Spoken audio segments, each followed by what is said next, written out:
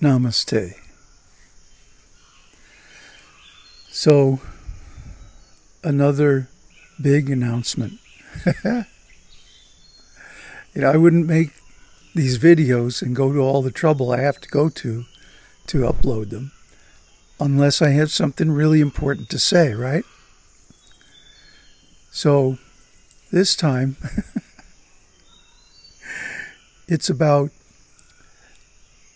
the conclusion that I have reached after many years of research and practice. Research includes practice, in my mind. That the two best and most complete and powerful forms of self-realization are the Vedic and the Buddhist. And for a long time, I couldn't make any distinction between the two. I felt they're both equivalent. Simply the language, the vocabulary, and maybe some of the practices are different, but the object, the goal, the result is the same. Well, I have now reached a new conclusion. After many, many years, that it doesn't come easily, doesn't come lightly. And my conclusion at this point is that the Buddha's teaching is superior. There are two reasons for that. One is practical, the other is philosophical. So let's deal with the practical one first. For many years, I was meditating in the Vedic mode and making progress, but very slowly and at great effort. And even the last 3 years living in Tiruvannamalai, right in the shadow of the great Arunachala, and reading, studying the teaching of Ramana Maharshi, I was making advancement more quickly than before, but it was still very slow and painful, difficult. There seemed to be so many obstacles. So,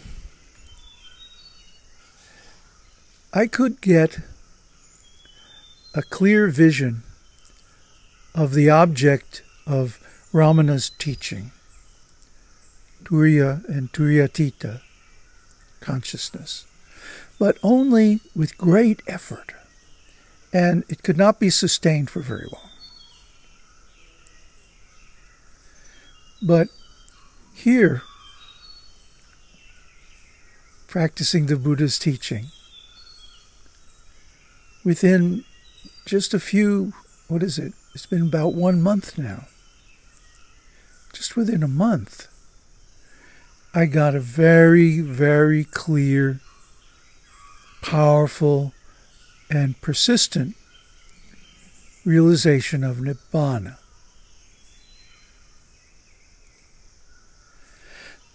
So, what is true for me is also true on a larger scale. The Buddha's dispensation, his teaching, retained its full potency and purity for over 500 years. Even after 1,000 years, they were still creating many, many arhats. Now, of course, as Jnanananda has said, the lamp of the Buddha's dispensation is about to go out because of so much distortion of the teaching from within and without. And arhats are very few and far between. But still, after 2,600 years, a few are making it. A few are becoming arhats. Now, compare this with, for example, Ramana Maharshi's teaching. Ramana Maharshi was certainly realized sage. But when he departed 60-something years ago, he didn't really leave any fully realized successors. And in the 60 years since then, his Sangha, his group, has devolved very precipitously. Until now, practically, it's just an ordinary religion. And, of course, a big business. So, he's not the only one. Take Chandrasekhar Ananda, Chandrasekharendra Saraswati, the Kanchi Sankaracharya. He was also fully realized sage. He was teaching on a different level, at least in public. He was teaching on the Vishishtadvaita platform. So still,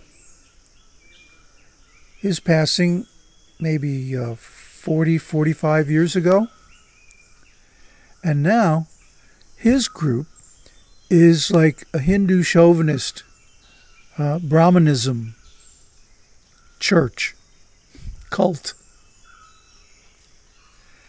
They don't even talk to me. I mean, what to speak of teaching me anything? They don't even want to associate. So they have become, just like so many other caste groups, religious groups in India. So why has this degeneration taken place? Because their group, their teaching is fragile. A long time ago we did a series on the Buddha's teaching, apophatic anti-fragility. Now we're getting into the philosophical part, right? Why is the Buddha's teaching so long-lived that it remained potent for over 500 years, actually up to about 1,000 years ago? And why have others disintegrated within a generation or two? And the answer has to do with the nature of Buddha's teaching. Buddha never proclaimed an eternal sanctuary. You might find this a little hard to understand. This is a very subtle point. It took me a long time to get it. When Buddha was questioned by the Brahmins, do you believe in an eternal existence after death or not? First of all, very significantly, he refused to take a position. He rejected the question, saying it does not apply. It does not apply. The very basis of the question is faulty, and we'll get into why in a minute. But his answer was very interesting. The Tathagata, the Buddha, teaches only suffering and its cessation. He doesn't say anything about what is left or what state things are in after that. He doesn't say. He refuses to say. And he just rejected any questions having to do with that topic as unanswerable or irrelevant or inapplicable. See? This is called apophasis. Apophasis means not saying the most important thing, but talking around it. The Buddha talked around Nibbana in negative language, using negative logic, as we've discussed before. Whereas the Vedic teaching uses positive language. It talks about Brahman, Brahma Satyam. This is the rock that Shankaracharya based his teaching on. Brahma Satyam, Jagat Mithya. That Brahman is the absolute truth, the eternal. And this world full of so many objects, this multiplicity of beings, is an illusion. Well, that's helpful up to a certain point. And we see his followers can achieve great detachment and equanimity. But makes it very difficult to attain the final release. Why? Because Brahman is considered the being, the reality, the eternal, eternally existing, real being. And all other beings are but temporary, partial existences. What's the problem with that? Well, it's a semantic problem. Okay?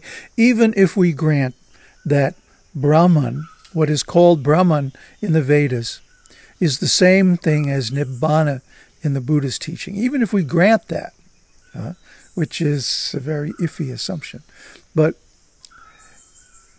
even if we accept that for the sake of argument, Brahman is viewed as the eternal from which all other beings are derived. And being or existence is the disease of the conditioned being. See? The thirst for eternal existence is what drives the whole show of Maya. People want to exist as an individual forever. And so the same idea gets applied to Brahman as well. That Brahman is like an eternal person. And this gets morphed into the idea of God. So if God exists as a person, he must have a beginning and an end, a birth and a death, because everything that has existence is temporary, impermanent. So if Brahman is the big existence from which all other existences are derived, then he must also have the qualities of existence, which include impermanence, suffering, and not self. So you see, the Vedic teaching, because of a lack of, how can I say, sophisticated terminology, allows people, or gives people the scope or the hint that they can identify their being, their existence, with Brahman's being, Brahman's existence, and like that. But Buddha's teaching isn't like that. Buddha's teaching says whatever exists is impermanent, it's suffering, and it's not self. It doesn't say where self is. It doesn't invite us to identify self with Nibbana, for example. In fact, it says when self, samaditi, when self-view ceases, one attains Nibbana. So, Buddha's teaching gives a functional view that when desires cease, when becoming ceases, when grasping, tanha, grasping, when clinging ceases, at that point we attain. And what is that? Well, vijnana nirodho, the cessation of consciousness. See, the Vedic teaching posits an eternal consciousness, as if the present consciousness that we have is somehow extended or upgraded or joined with, the word yoga means to join, the jivatma, the individual living being, with the paramatma, the supreme living being. That's the definition of yoga. So this also inclines toward the idea of eternalism, that one can somehow make one's self eternally existing. And people put great effort into this, but it's bound to fail. Why? Because the consciousness that we have in this existence is based on something else. Sankhara paccaya vijnana. As long as there are sankhara, ontic commitments, the promise or commitment to become or be something, then there's consciousness. And that consciousness then becomes the basis for the six senses. Vijnana paccaya salayatana. So, because this consciousness is conditioned by the sankhara and implemented by the six senses, it's based on the body. As soon as the body is finished, the consciousness is finished. So there is no way to make this consciousness eternal. Why? Because it's conditioned. Its very nature is flawed, impermanent, suffering, and not self. So then Buddha says, when this consciousness ceases, then nibbana. Now it's interesting, in this one example, he does give a hint about what remains when conditioned consciousness ceases. And that is unconditioned consciousness, the consciousness of the arahant. So the consciousness of someone who has let go of all these other things is still there, but it's not conditioned. It's not established on anything. It's signless, unestablished, and void. So you see, this is the real meditation on the void. It's not described in the Vedas because the Vedas don't have the conceptual language, the ontology, to describe it. But Buddha's teaching does. So if we really want to follow Lord Shiva's instruction in the Devi Kalottara, that means we're going to become followers of the Buddha. But not the ordinary Buddhism, because the ordinary Buddhism is contaminated through and through with the same eternalism. Pure Land Buddhism and so on like that. Only Zen and some of the better practitioners of Theravada have avoided this eternalism in their own teachings. Jnanananda, that's why I follow Jnanananda, because Jnanananda has become free of it. But anyway, that's the realization for today. So from now on, we're going to end these discourses with Buddhu Saranai.